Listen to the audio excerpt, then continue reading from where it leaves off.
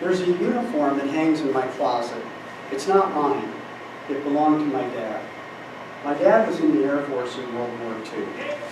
On one collar, there's a silver bar, and that indicates his rank in the Air Force. He was a lieutenant. On the other collar, there are his wings, including a tiny little propeller at the center. On one of the sleeves is a big blue patch, and that's an emblem that he was a member of the mighty 8th Air Force. And it was the 8th Air Force that did most of the bombing of Nazi Germany in World War II. Next slide. These are some of the things that were on his uniform. And it also still has a dry cleaning tag from 1944 that I've never replaced because that's authentic. That gives it that flavor of authenticity. Next slide, please.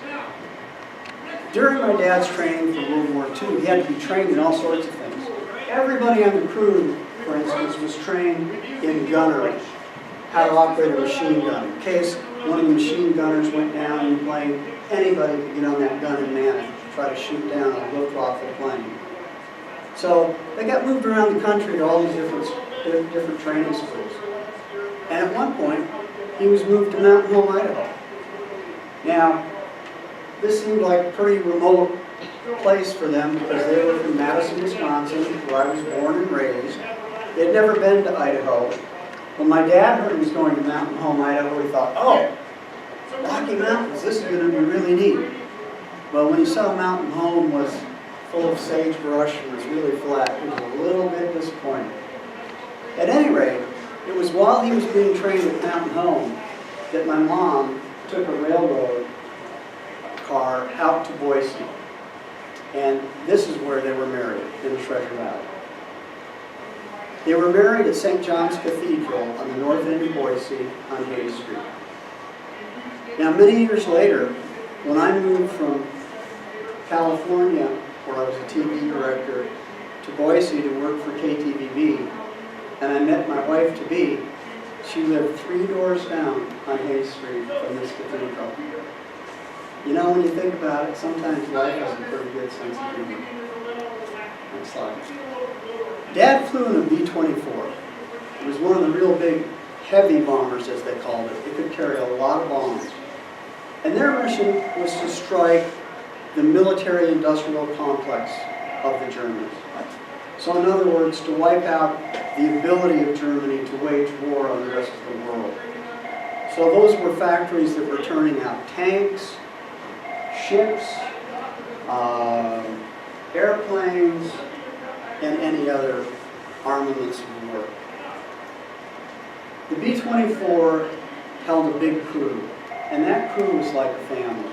So he got to know everybody on his crew, including the pilot, Leo, who turned out to be Dad's best friend during this time, and who happened to be his best man at his wedding in Boise. But on almost every mission, or every few missions, there would be 1 or 2 people that would be killed by machine guns or by flak. And I can only imagine how difficult that might have been. And I can only imagine how worried he would be going up in the air every day and wondering if he would survive it with a young wife waiting for him back in the States. Next slide. By the time my dad reached his 20th mission, pretty much the entire crew had died except for my dad. So he was a floater. He went to other crews who needed a bombardier. So he was actually on this plane this time with nobody that he knew.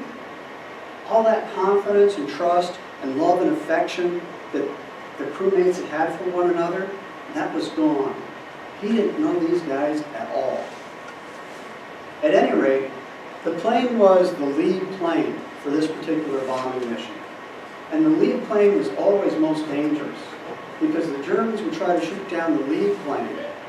The lead plane, if it went down, could cause some of the other pilots to panic and would get out of formation, and that made it easier for the Nazis to pick them off. But the reason some planes volunteered to be the lead plane is then you only had to do 25 missions before you could go home to the States. Otherwise, you had to do 30 missions. And not a lot of guys survived 30 missions to go home to the States. This was their 20th mission. This would mean Dad only had to do 5 more before he could go home.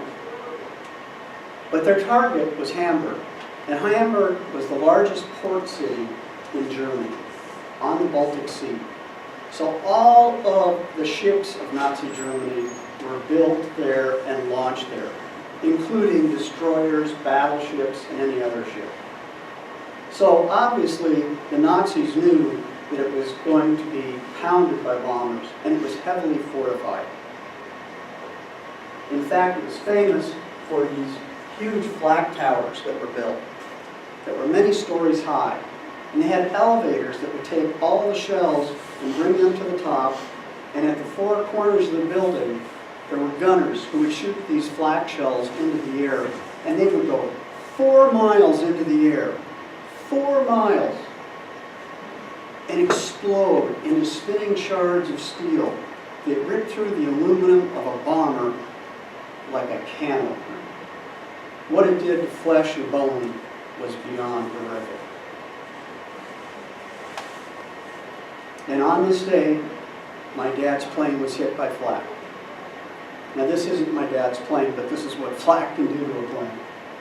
The first thing they knew is, there's no way that we're going to be able to fly all the way back from Hamburg to England and land safely. So we better make some other plans. So what they did is they crossed the Baltic Sea to Malmö at the southern end of Sweden. You see, Sweden was one of the few neutral countries in World War II. They crash landed in Sweden. Most of the guys were okay. The co-pilot broke his back and died the next day. But once they were in Sweden, their war was over. As a neutral country, and there are rules in wars, which seems kind of weird when you consider how barbaric wars can be, but there are rules in war. And to be a neutral country, what Sweden had to do is they had to make sure that any Nazis and any allies that landed there could not go back to the battle, could not rejoin the battle. So my dad was basically a prisoner of war for the rest of the war. But it wasn't anything like what you've seen in movies and TV shows about Nazi prisoner of war camps or anything like that. Sweden was neutral, and essentially they put these guys up in an old hotel. And they could go into town on the weekends and see a movie or go to a dance. There were all sorts of things that they could do. But they couldn't go back to fight for their country. They had to stay within Sweden until the end of the war.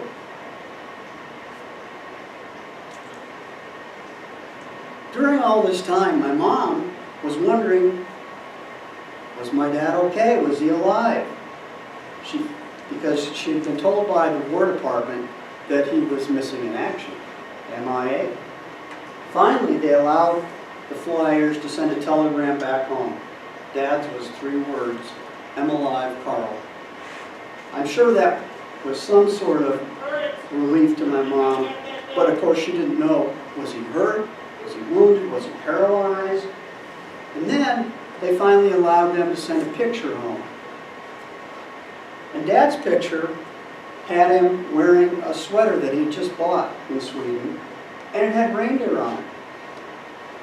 Well, again, to be a neutral country, Sweden could not allow these guys to send out any letters giving back any information as to their whereabouts or anything of military consequence.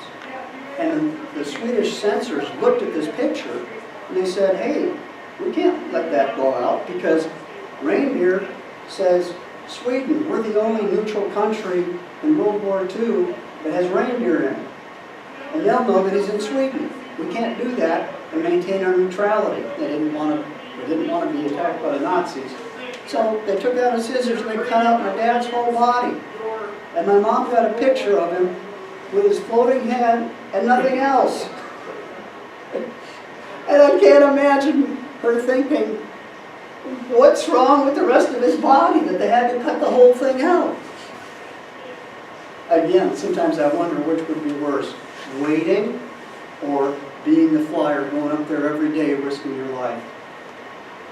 Both took enormous courage, in my opinion. It wasn't long after that, it was only about 6 months until the Nazis were defeated and the European theater of war was over. Mom and Dad had a happy reunion, and they raised 5 sons.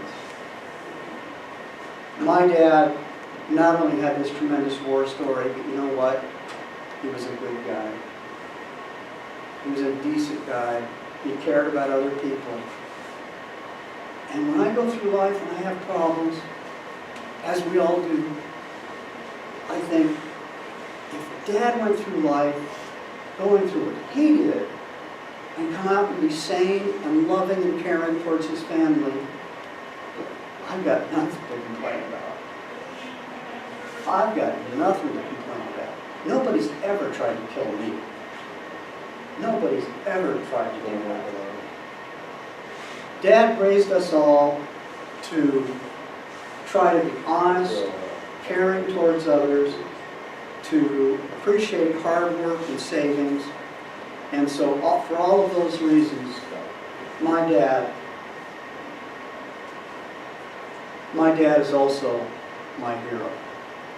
He was a great dad. He's died years ago. I still think about him every day.